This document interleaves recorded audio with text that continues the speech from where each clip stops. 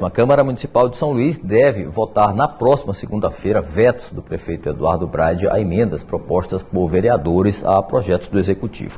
Uma das emendas de autoria do coletivo Nós diz respeito à ampliação do abono salarial concedido a profissionais da educação com recursos do Fundeb, que é o Fundo de Desenvolvimento da Educação Básica. Bom, sobre esse e outros assuntos, claro, eu converso agora com o co-vereador Jonathan Soares, do coletivo Nós. Bom dia, vereador, por estar aqui conosco. Bom dia, Cabalau. Bom dia a todos os telespectadores da Mirante. Bom dia ao nosso povo ludovicense, sobretudo. Co-vereador, o que trata exatamente a emenda que foi vetada pela Prefeitura? Existe viabilidade técnica para ela, constitucional também? Pronto. Cabalau, todas as vezes quando eu me posiciono, eu sempre falo em nome do coletivo Nós, nossos outros co-vereadores Flávia, Delmar, Eni, Raimunda e Eunice. Hoje também eu estou aqui falando em nome de um grupo de 18 vereadores da Câmara, que é a maioria da Câmara. Além de nós, do coletivo Nós, vereador Aldir Júnior, Andrei Garcês, Astro de Ogum, que é o nosso decano, Beto Castro, Chaguinhas, Concita, Domingos Paz, Edson Gaguinho, Fátima, Marcial Lima, Marquinhos, Paulo Vitor, que é o nosso candidato a presidente, Ribeiro Neto, Tiago Freitas, Umbelino e Zeca Medeiros. Esse grupo, juntos, nós assinamos um documento com 18 vereadores, a maioria da Câmara, em que todos nós nos posicionamos contrários totalmente a esses vetos que são absurdos do prefeito Eduardo Braide. Primeiro, o Estatuto do Magistério, ele vê como profissionais da educação, não só o professor e o gestor da escola, mas também o secretário, o corpo administrativo, todas as pessoas que compõem a comunidade escolar, que compõem esse grupo da escola. Também são servidores da educação e eles também passaram por toda essa situação. É engraçado porque o momento que a gente está hoje, a gente tem vereadores que outrora, e no mês de dezembro, foram favoráveis a essas emendas e agora estão se posicionando contrário aos vetos, a favor do veto do prefeito, apenas por questões políticas. Em relação ao veto das escolas comunitárias, aí a gente entende que a situação é ainda mais grave. Porque qual é a situação?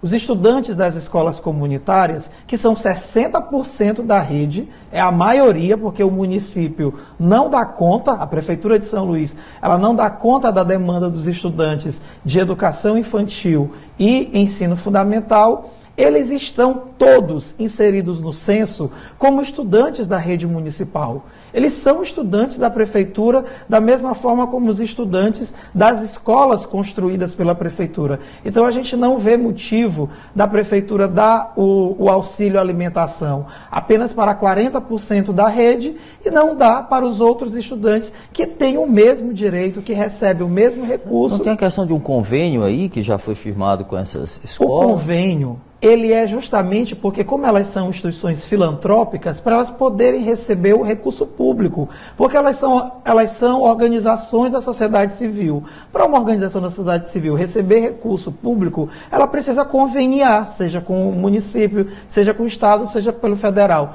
Mas esse benefício, a gente não está falando de um orçamento que ainda está por vir. Nós estamos falando de reparação.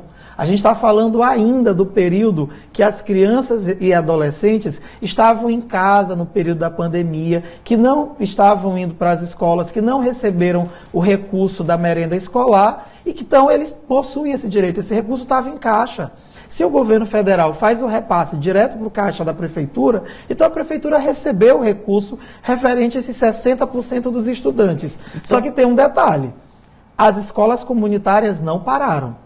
Elas continuaram tendo aula, elas se organizaram por conta própria, sem receber um centavo a mais de prefeitura e deram continuidade ao seu trabalho, mas não receberam recurso nem para pagar os professores e nem para pagar a merenda escolar. Então a tendência é derrubar os vetos, tanto em relação às escolas e também... É uma questão de tempo, basta a sessão acontecer, os vetos eles já estão derrubados. Sim. Bom, vamos falar sobre escolas e volta às aulas também. No ano passado, o coletivo Nós propôs uma audiência pública, realizou-se uma audiência pública sobre o retorno das aulas presenciais. Como o senhor e o coletivo analisa o esforço da prefeitura para retomar as aulas agora neste ano? Olha, Cabala, eu acredito que eu sou professor por formação, sou ex-conselheiro tutelar, Muitos de nós viemos do movimento da infância. Se tem uma bandeira que para nós é importante, é da educação pública de qualidade. Todos nós somos defensores dessa questão e estamos imbuídos de que a Prefeitura de São Luís ela consiga ter uma educação pública para todas as nossas crianças. Entretanto, a gente tem percebido que apesar dos esforços e ainda com a questão da pandemia, mas nós ainda estamos caminhando a passos muito lentos. Eu falo isso em relação à Prefeitura de São Luís. Nós já estamos no 3º secretário de Educação, ainda com 1 ano e 2 meses de gestão. Muitos atropelos. Quando a gente fez a audiência pública e convocamos o secretário, primeiro que o secretário não foi presencialmente, depois de muito sacrifício, topou participar remoto, na época era o secretário Marco Caldas, e ele não apresentou o plano de retorno das aulas. Até hoje, a Prefeitura de São Luís não apresentou à Câmara Municipal, que é quem acompanha a atividade do Executivo, não apresentou como é que vai retornar as aulas. Ano passado, a gente só teve 12 escolas, de mais de 250 prédios municipais que retornaram às aulas. Hoje, a gente tem um grupo, além dessas 12, o que a gente sabe é de mais ou menos 40. Então, a gente não vai chegar nem à metade da rede de ensino retomando as aulas presenciais. Isso é muito pouco, isso nos preocupa. A gente vê que boa parte das escolas ainda estão sucateadas, o que está tendo de reforma é troca de lâmpada e pintura de parede, isso não é reforma, isso não é requalificação da rede física e a gente precisa avançar muito mais. Recurso tem para isso, recurso para educação não falta. Ressaltar que o Bastidores está aqui à disposição da Prefeitura para também trazer alguns esclarecimentos ou rebater qualquer observação feita pelo vereador. Vereador, o senhor representa o coletivo Nós na CPI do transporte público e essa semana teve um depoimento do presidente do Sindicato dos Usuários do Transporte Coletivo que teve um tom de denúncia, apresentou ali algumas denúncias graves. Como o senhor avaliou esse depoimento e qual a análise que o senhor faz do trabalho da CPI até agora?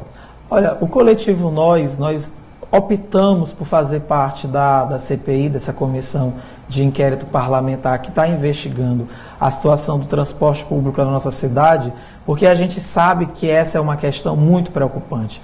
É um gargalo que já vem de muitas décadas na nossa cidade, que nós não temos um transporte público que consiga garantir um serviço de qualidade à população.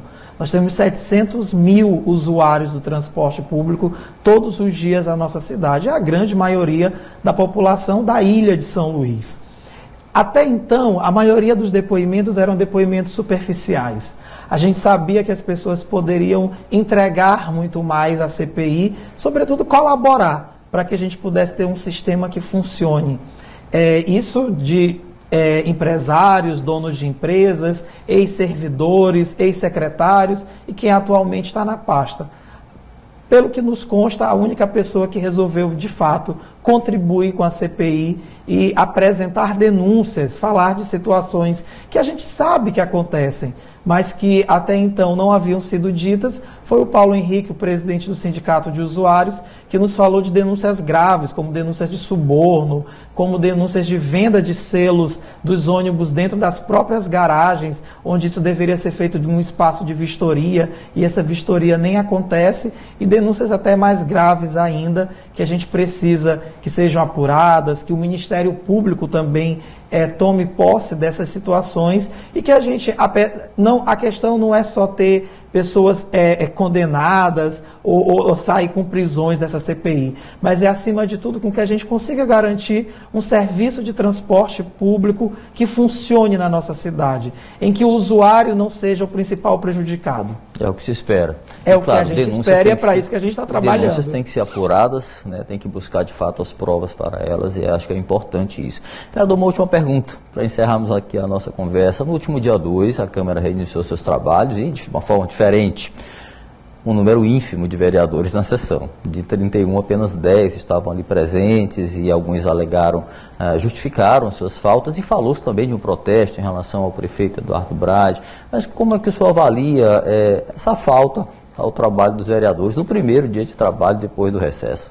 Na verdade, assim, a gente precisa explicar para a nossa população, para a gente não ficar dizendo inverdades, não estou falando em relação à sua fala, A minha foi uma pergunta, não foi exato. fala. Não, exato, bem. Mas assim, nessa pontuação, são sessões diferentes. A Câmara tem vários tipos de sessão. Essa não era uma sessão deliberativa. A gente não votou uma vírgula que iria fazer alguma diferença na vida da população. Ela era uma sessão meramente solene, uma sessão de abertura dos trabalhos. E que, pela prática, pelo rito, na verdade, e pela separação dos poderes, o prefeito de São Luís ele vai, nesse primeiro momento, assim como o governador Flávio Dino, o presidente, o procurador-geral de Justiça, foram no início dos trabalhos na Assembleia. O prefeito Eduardo Braide não foi, ele encaminhou a sua vice, a vice-prefeita Ismênia.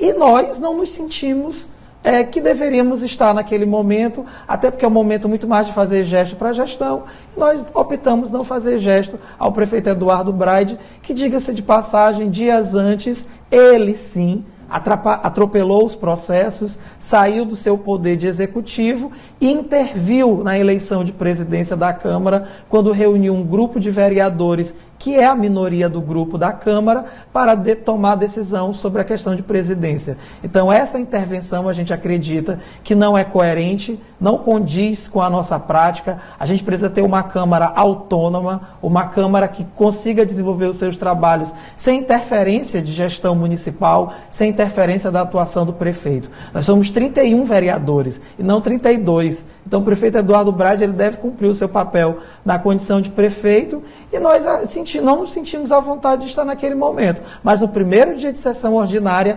todos nós estávamos lá.